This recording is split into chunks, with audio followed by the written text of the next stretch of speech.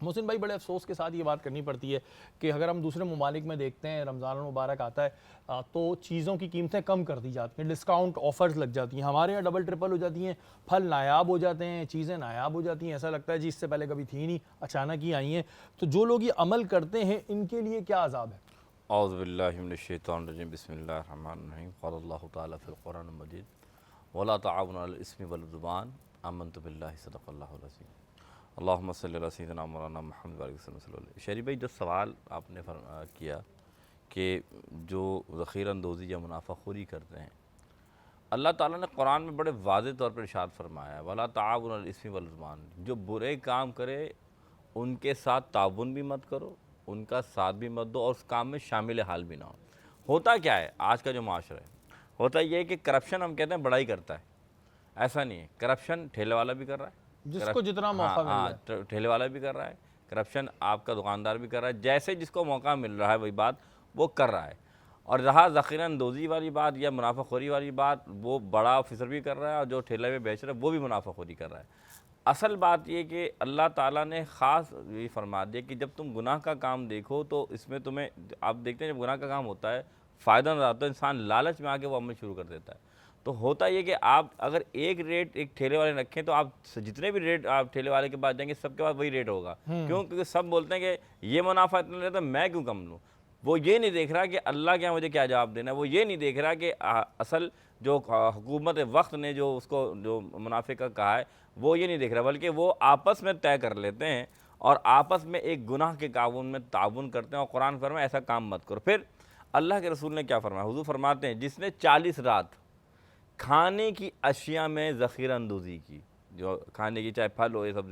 40 رات جس نے کھانے کی ذخیرہ اندوزی کی، اللہ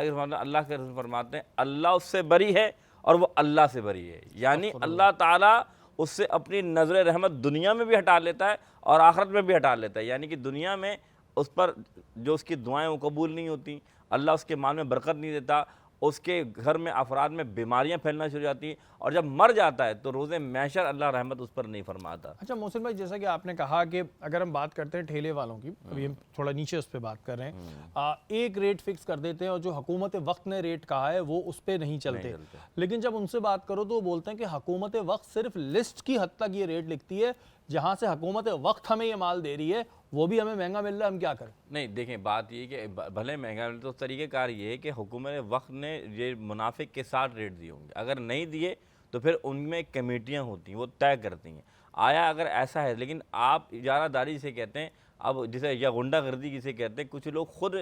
ٹھیلے والے مل کر یا کوئی بھی نیچے کے طبقے مل کے مان لیں آج ہم نے یہ منافع رکھنا ہے، تو اگر مثال کے طور پہ وہ اگر لے بھی رہے ہیں، پتہ ایک بندے کی جیب میں، وہ دیکھنے والے سے پتہ لگ جاتا ہے کہ وہ کیا کسی پر رحم نہیں کر سکتے، وہ جان کے بھی نہیں کرتے۔ پھر یاد رکھیے گا، آج پھر وہ بات ہے کہ آپ رمضان کی دوسری قوموں کو دیکھ لیں، وہ باہر ملکوں میں کم کر دیتے ہیں۔ ہم کون سے ایسے مسلمان ہیں کہ اپنے رمضان کے سیزن کا مہینہ ہے، یہ سیزن کمانے کا مہینہ نہیں، یہ سیزن عبادت کرنے کا مہینہ ہے، یہ سیزن اللہ اور اس کے رسول کی بات ماننے کا مہینہ ہے، لیکن ہم کیا کرتے ہیں؟ سیزن بنانا ہے بزنس کو بنانے کے لیے، اپنے آپ کو تجارت کرنے کے لیے۔ یاد رکھیے گا، تجارت کرنا اسلام میں منع نہیں ہے، لیکن اسلام میں وہ تجارت، مثال کے طور پہ ایک بہت سمپل مثال ہے، آپ کپڑے خریدنے جاتے ہیں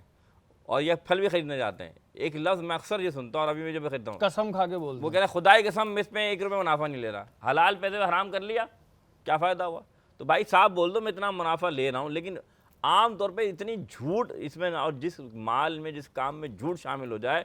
اللہ کے فرماتے ہیں ایک بندہ جھوٹ بولتا ہے یہاں تک کہ وہ کاذب لکھ دیا جاتا ہے، اور پھر یہاں تک کہ کاذب لکھنے کے بعد اس کا ٹھکانہ جہنم بن جاتا ہے۔ آپ اکثر دیکھیں گے یہ جو لوگ ہوتے ہیں اتنے بڑے بڑے واضح زوروں سے چلا رہے ہوتے ہیں اور پھر صرف جھوٹ نظر آ رہا ہوتا ہے۔ اچھا بات وہی ہوتی ہے کہ ان سے بھی، کیونکہ میں نے پروگرام کیا ہے تو مجھے پتا ہے، وہ یہ کہتے ہیں کہ جی ہمیں وہاں سے ملتا ہے، ہمیں یہاں سے ملتا ہے۔ اب جو بھی اس کے پیچھے ہوتا ہے، میں کسی ٹھیلے والے کی بات نہیں کر رہا، میں منڈی میں بیٹھے ہوئے اس آرتی کی بات نہیں کر رہا جو دے رہے ہیں، جو بھی اس میں انوالو ہے نا تو اس کو نقصان ہی ہونا ہے۔ یہ ایک جو اس کے ذہن میں ہوتا ہے نا کہ اس مہینے ہم نے کما لیا، وقتی طور پہ آپ کو اپنا اکاؤنٹ لگتا ہے جی بھر گیا ہے، لیکن کب خالی ہوگا، کون سے مہینے خالی ہوگا، یہ آپ کو خود نہیں پتا چلے گا۔ تو کوشش کیا کریں کہ اس چیز سے بچیں۔